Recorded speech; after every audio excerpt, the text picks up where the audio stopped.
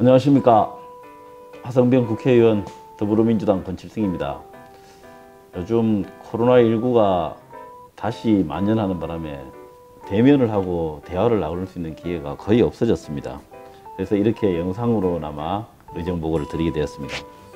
그래서 21대 국회가 개원한 지 100일이 이제 갓 지났습니다.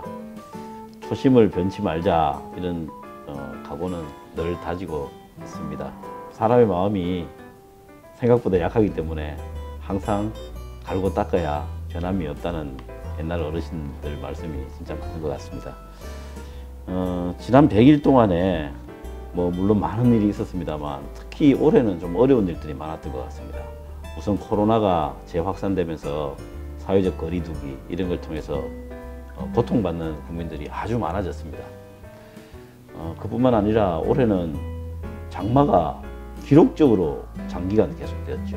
그러다 보니까 홍수 등으로 인해서 많은 그 피해가 있었습니다. 거기에다가 또 얼마 전까지만 해도 태풍이 또 계속 그 한반도를 상륙해와서 어려운 점이 많았습니다. 이런 어려운 점들을 다 이기고 이제 9월 추석을 맞이해서 모두 힘내는 그런 계기가 되었으면 좋겠습니다. 정치가 그런 역할을 하는데 많은 역할을 해야 되는데 부족한 부분이 많은 것 같아 늘 죄송한 마음입니다. 20대 국회 임기 동안에는 산업자원위원회에서 일을 했습니다. 근데 이번에 21대에 와서는 보건복지위원회 위원으로 일하게 되었습니다. 근데 여기 오자마자 코로나 사태 그리고 또 우리 전공의들을 중심으로 한 집단 진료 거부 사건 때문에 여기도 정신없이 바빠졌습니다. 지난 7월 3차 추경을 통해서 어르신들 인플루엔자를 무료로 접종할 수 있게 되었고 또 초중등 학생들에게 마스크를 공급할 수 있는 그런 예산을 마련했습니다. 그리고 방정협의를 통해서 지역 간의 의료 격차를 해소하고 그리고 또 양질의 의료 서비스를 제공하기 위한 지역의사법도 대표 발의했습니다. 지금 이 지역의사법이 공공의대 신설과 함께 의료계와 함께 큰 지금 갈등의 씨앗처럼 되어 있는데 결국에 지역에서 일할 수 있는 의사들 그리고 특정한 의료 분야에서 일할 의료진들을 그런 인력들을 발굴해내고 육성하는 사업은 반드시 추진되어야 된다고 생각을 합니다. 그리고 최근에 제가 더불어민주당 경기도당 수석 부위원장에 임명되었습니다. 그래서 여러 가지 실무적인 일들을 좀 많이 해야 될 것 같아서 마음을 다지고 있습니다.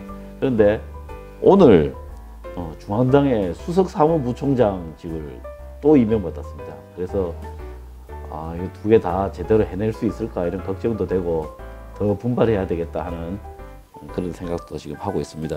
1350만 경기도민들 그리고 70만이 넘는 더불어민주당의 권리당원들을 위해서 더욱더 열심히 일하도록 하겠습니다. 최근에 낸 다른 법 제가 하나 더 소개를 해드리도록 하겠습니다. 요즘 코로나 때문에 초등학생들이 학교 등교를 못하고 원격 수업하는 경우들이 많습니다. 그래서 EBS를 많이 보시죠, 교육방송. 그런데 이 EBS 교육방송 2에서 이 채널에서 이제 방영을 하는데요. 잘 보시면 어떤 통신으로부터 TV를 수신하느냐에 따라서 가만히 보시면 채널 번호가 다 틀립니다. 그래서 매우 많이 헷갈리기도 하고 혼란이 많이 있습니다. EBS 2방송을 의무적으로 재정송하는 법안을 냈습니다. 이렇게 되면 어떻게 되냐 하면요. 채널이 고정이 됩니다. 어떤 상품의 TV 방송을 시청하시더라도 채널이 고정이 됩니다. 그렇게 되면 혼란도 부족할 것이고 혼란도 훨씬 적게 될 것이고 이제 좀 더 내실 있는 온라인 교육에 큰 성과가 있으리라고 그렇게 생각을 합니다. 교육 격차 해소 그리고 최근과 같은 이런 온라인 기반의 교육 환경에 적절하리라고 생각합니다.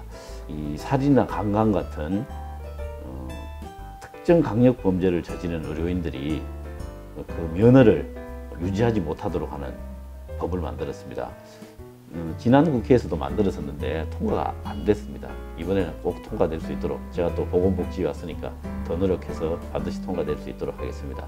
이 법은 의료인, 특히 의사들의 활동을 제한하는 것이 아니라 이런 파렴치범들, 강력 범죄인들이 의료계에 발붙일 수 없도록 하는 기존의 의료인들의 명예를 위해서도 이건 반드시 통과돼야 됩니다. 물론 환자들의 보호를 위해서도 당연히 해야 되는 내용입니다. 국립묘지에 대한 법을 하나 제가 발의한 게 있습니다. 이 비슷한 법을 다른 최근에 의원님들도 발의를 하셨는데요. 제가 지난 국회 때도 냈었습니다. 지금 국가에서 공인 인증한 12명의 친일 반민족 행위자가 현재 국립묘지에 안장이 되어 있습니다. 이분들은 다른 개인적인 곳으로 이장을 하시도록 후손들에게 그런 길을 좀 열어주고, 그리고 향후에 이런 분들이 국립묘지에 안장되는 일이 없도록 하는 그런 법입니다. 역사는 그냥 단순히 지나간 이야기가 아닙니다. 지나간 역사를 제대로 평가하고 거기서 교훈을 얻지 못한다면 슬픈 역사는 반복될 것입니다. 주말에 우리가 내는 고속도로 통행료가 그게 할증이 있다는 사실을 아십니까? 원래 이제 주말에 많은 분들이 다니는 경우에 교통체증이라든가 이런 것들을 유발을 막기 위해서 이런 제도를 도입했는데 실제로 알고 있는 사람이 아무도 없습니다. 그래서 이게 그 도입한 제도의 취지가 지금 무색해졌습니다. 할증할 이유가 사라진 것입니다. 그래서 할증을 폐지하는 법안을 냈습니다.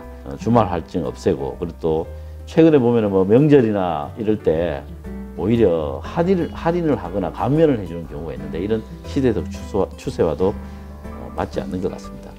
지역 이야기 좀 해볼까 합니다. 제 총선 공약이기도 했는데요. 총 사업비 한 80억 원 정도 규모로 소공인 복합지원센터 유치가 확정이 되었습니다. 화성시의 소공인 여러분들이 많이 활용하셔서 경쟁력을 높이시는데 활용해 주시면 감사하겠습니다. 그리고 중소기업부에서 이 스마트 시범상가 사업의 병점 중심 상가가 선정되었습니다.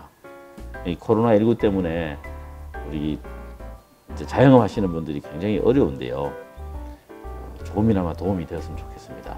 상인에 문의해 보시면 지원 내용들을 확인해 보실 수 있습니다. 그리고 이것도 총선 공약이었습니다. 총 사업비 한 380억 규모로 현재 기배동에 있는 홍익대학교 제4차 산업 캠퍼스에 한국산업기술원, 영어로 KTL이라고 합니다. 그게 2개 센터가 유치 확정이 되었습니다.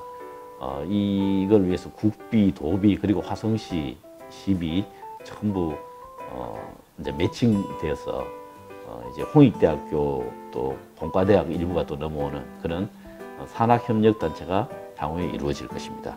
이 부분에 대해서 우리 그 주민들께서 많은 관심과 격려 부탁드립니다. 기술보증기금 화성 동지점이 개점이 되었습니다. 위치는 봉담에 있습니다. 봉담에 있는데요.